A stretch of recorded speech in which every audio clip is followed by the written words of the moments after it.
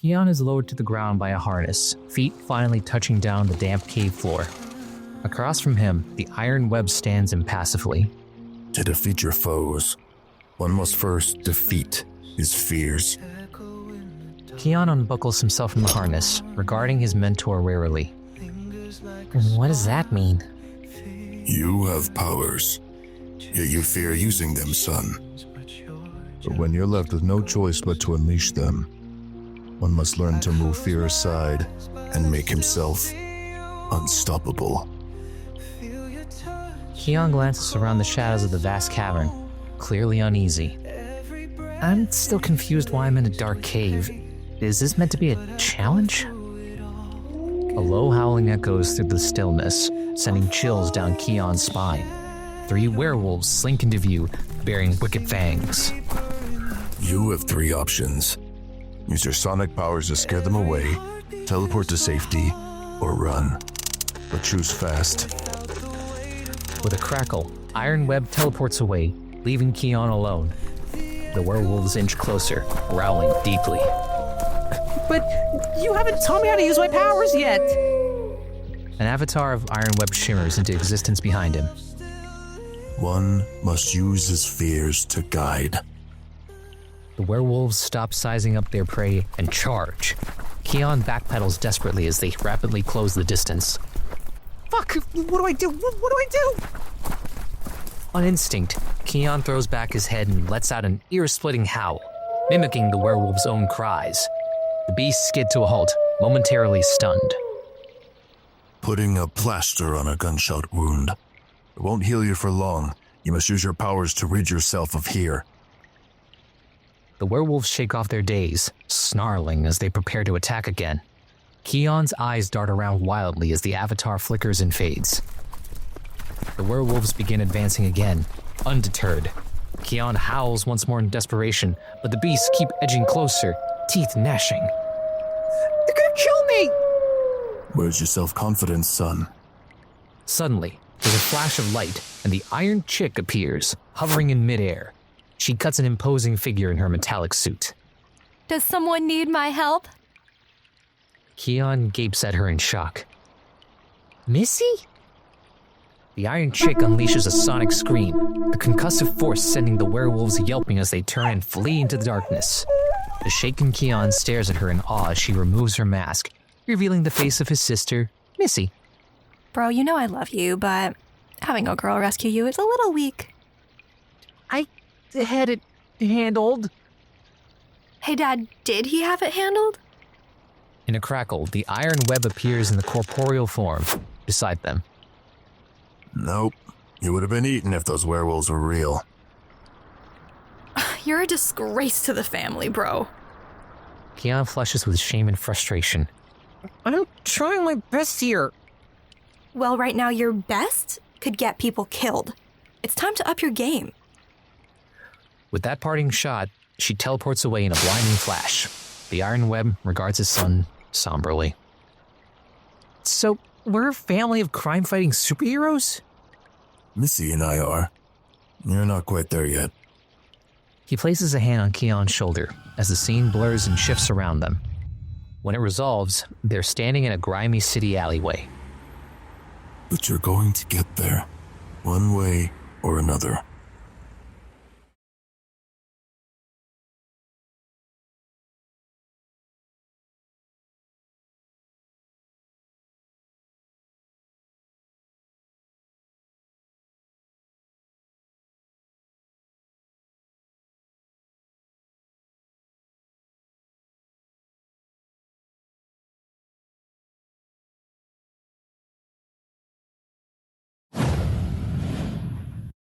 Keon and the Iron Web sit across from each other at a quiet corner table, both dressed casually.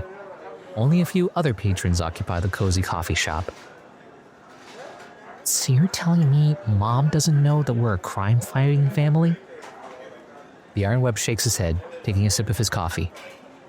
If she did, do you really think I'd be alive right now? Keon considers this, then presses on. How long has Missy been training with you? 3 years. A few years ago, your sister had a bully. She'd come home bruised, battered, and scared.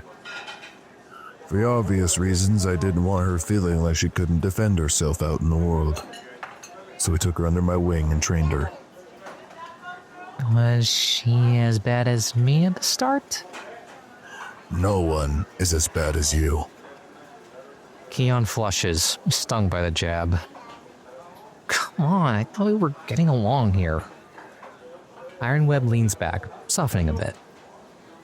I'm sorry, son, but you're pretty bad. Anyway, she struggled at first, but then the lessons I taught her started sinking in. How did she end up handling the bully? A prideful smile ghosts across the Ironweb's lips. She teleported her to the Sahara Desert. Keon's eyes go wide with shock. She killed her? She could have, but she rescued her a minute later.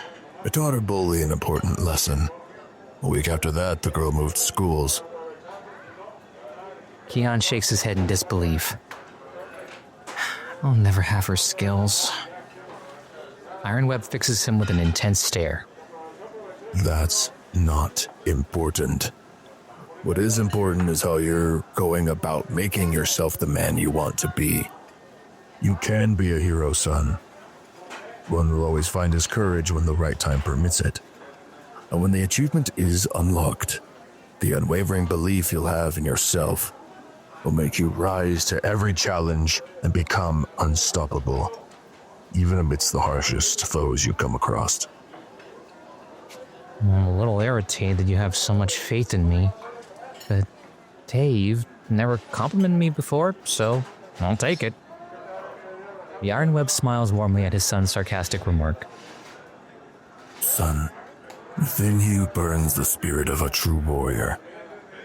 A protector destined to safeguard this world from the forces that seek to destroy it. The path will be fraught with sacrifice, pain, and hardship that will test your resolve time and time again. But if you stay true to yourself, dig deep, and conquer the doubts that plague you, you will emerge as the hero the world deserves. An inspiration to all. Yeah. But will I ever be as good, and if not better, than Missy? Once again, that's not important. What is I believe that hero lies inside you, Keon. You need only believe it yourself. The power to shape your destiny lies in your hands alone. Just keep pushing forward. Never surrender. And you will become unstoppable. Keon ponders this, a newfound determination flickering in his eyes. It's a high bar to reach. Then try over and over again until you've mastered your skills. That's why we're training you, to teach you the lessons that will make you the hero this world deserves. A spark of pride shines through Keon's hesitant expression. He nods resolutely. All right. I'm ready to go again. The Ironweb smiles approvingly as they rise from the table, refreshed and emboldened.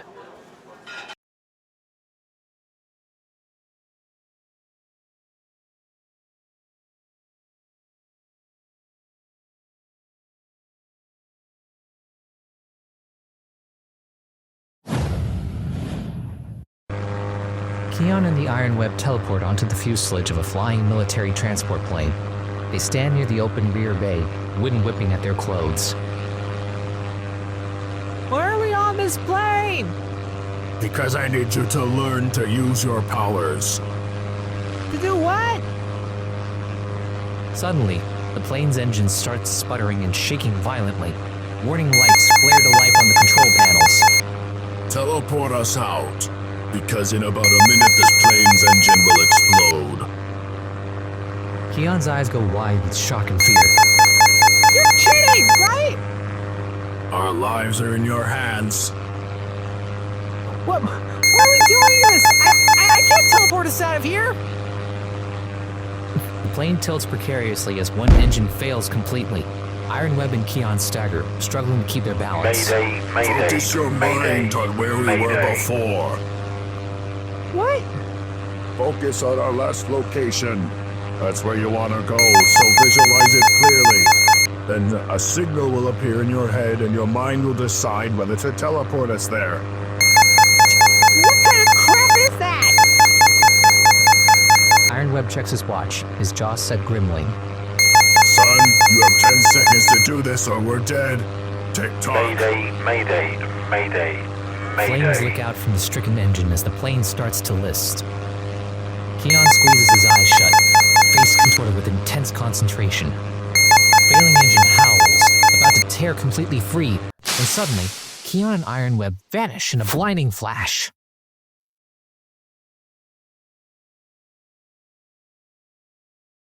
We hope you're loving this episode of The Iron Web, our brand new sci-fi series.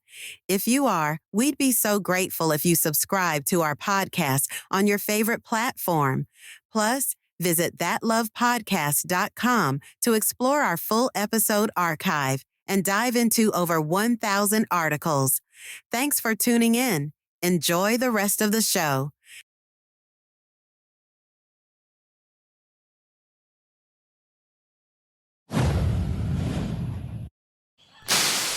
Keon and the Ironweb rematerialize on the tarmac of a bustling airfield.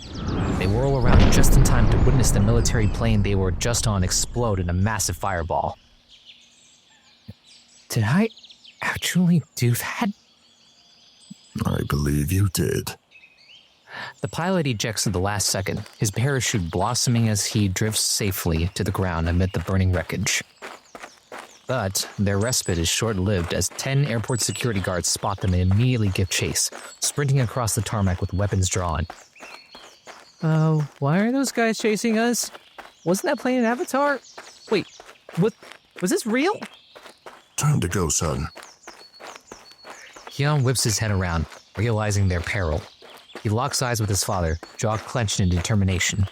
The guards are nearly upon them. Freeze! As the guards shout orders to freeze, Keon focuses, and with a thunderous crack, he and Ironweb teleport away. Just as the first guards reach the space they were occupying, skidding to a halt in confusion. They scan the area warily, grips tightening on their rifles as the billowing smoke from the downplane casts an ominous pall.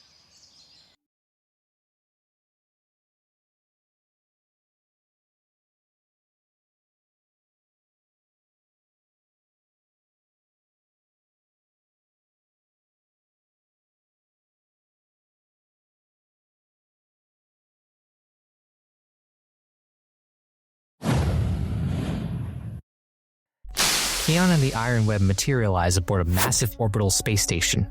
Keon gazes out the viewing windows at the breathtaking vista of Earth hanging in the inky blackness. What's this Avatar now? I call it Alien. Keon whips his head around, eyes widening. Oh no, I do not want to do this. There's one last surviving crew member aboard this station, but there's also a murderous alien loose. Our mission is to find the crew member and teleport them safely to Earth, and kill the alien using our sonic powers. Keon visibly pales at the thought. Are you kidding me? I don't even know how to use my sonic powers. It's the same as your teleporting skills. Think of what you want to do and do it. But one key difference. You have to use your hands to unleash your sonic blasts. Keon looks down, his hands uncertainly. All right. The alien and the passenger could be behind any of these doors. Be ready to strike at any moment. I believe in you. Go! Keon tentatively thrusts his hands out, testing his sonic ability, but nothing happens. Dad, it's not working. Sonic powers only manifest when you're in imminent danger. 3 airlock doors line both sides of the long corridor. Keon steels himself and approaches the first one cautiously. With one hand on the release lever, he extends his other palm, readying his sonic blast. The door hisses open, and nothing. just an empty room beyond. No one's in here. Have you really checked everywhere? Keon pokes his head inside, and suddenly, a grotesque alien bursts out, shrieking. Reflexively, Keon unleashes a sonic blast, obliterating the clawed menace in a spray of viscera. That was fucking close! Next door. There might be more. Stealing his nerves, Keon turns to the next airlock and wrenches it open, to reveal Missy standing there nonchalantly. Took you long enough. Did he piss his pants when he saw the alien? I think he did. I did not! Who are you trying to kid here? Well, I've rescued you. Let's just move on to the next door. Remember, there might still be more aliens on the other side. You have to open every door, by the way. She saunters out of the airlock, falling into step beside Keon as he moves to the last door on the right side of the walkway. He hits the release, and it hisses open to reveal an empty room. Keon scans it warily, hand at the ready to unleash his sonic blast. There are more doors. Missy lets out an amused laugh, drawing a suspicious look from her brother. Do you know something? I might. Just tell me. And rid myself of the pleasure I'm about to get? Hell no. When you're ready. Rolling his eyes, Keon moves to the left side of the corridor, opening each door in turn to find them vacant, until the ceiling explodes inward, raining alien horrors down upon them.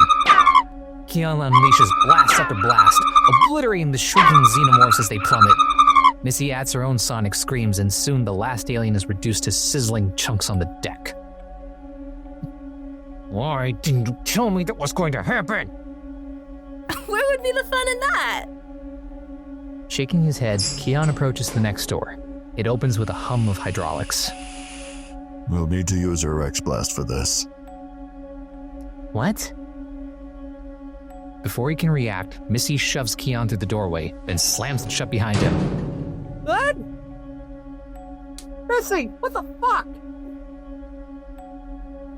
Another hulking alien drops from the ceiling, slashing at Keon with its hideous claws. He backpedals, panicked until training kicks in. Keon crosses his arms, then flings them outward, unleashing an omnidirectional shockwave that liquefies the xenomorph. Panting, Keon glares as the door reopens, revealing Missy's grinning face. Didn't think you had that in you? That wasn't funny. Well, then you should have seen your face. Last door.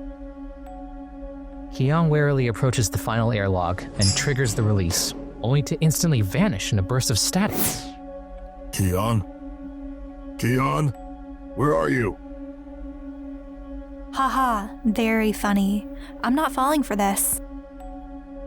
But Iron Web storms to the doorway, scrutinizing every inch with rising concern. Is this part of his lessons, or? No.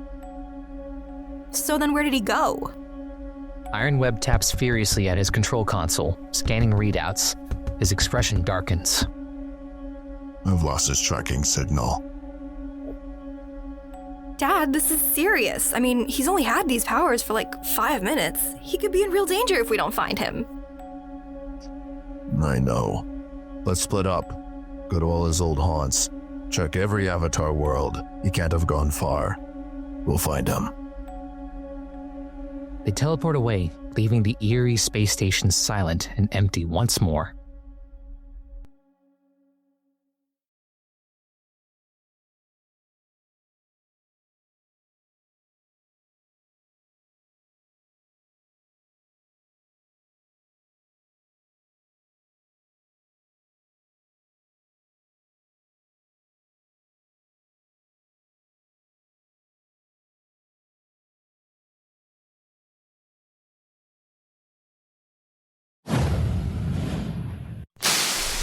In a crackle of energy, Missy materializes inside the vast, empty arena. She whips her head around, scanning every shadowy alcove and deserted balcony. Keon! Keon, are you? Her voice echoes back at her, the only response a deafening silence. Gritting her teeth, Missy teleports away.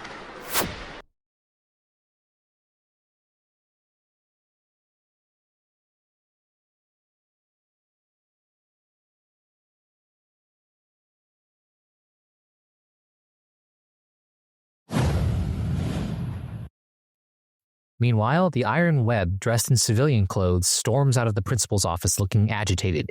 He checks his control console urgently.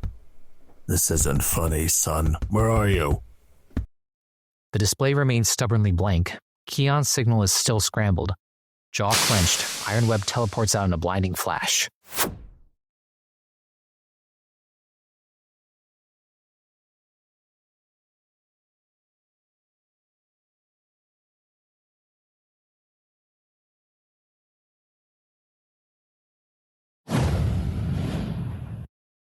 Iron Web rematerializes atop the familiar skyscraper from their first encounter.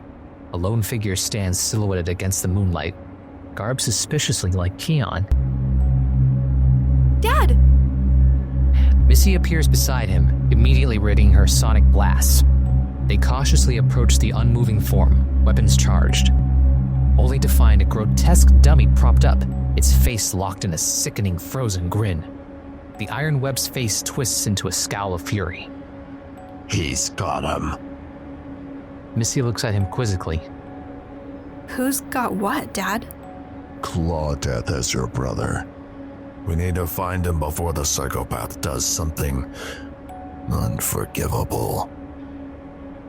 His fists clench as nightmarish scenarios play out behind his eyes. Let's go. Without another word, he seizes Missy's arm and teleports them away as an ominous silence descends over the rooftop once more. The dummy's sickly grin seems to leer at us as we...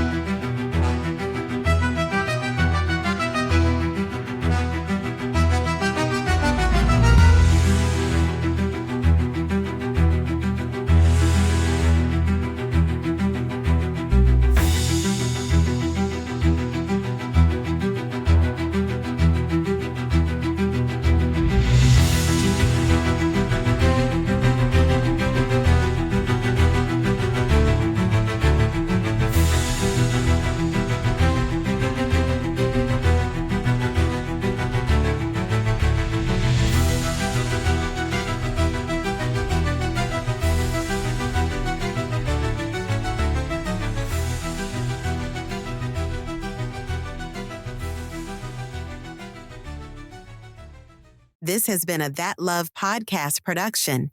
The Iron Web was brought to life by the incredible voices of Chakri Matayanant, Hallie, and Emerson Peary. Written, produced, and directed by Joao Encita, this show is a labor of love for all audio drama enthusiasts. For future episodes and exclusive updates, don't forget to subscribe to That Love podcast. Join our growing community of over 18,000 fans on Facebook and Twitter. Follow us on Twitter at That Love Pod and on Facebook at That Love Podcast to stay connected, share your thoughts, and be part of the fun. Thank you for listening, and we can't wait to see you next time.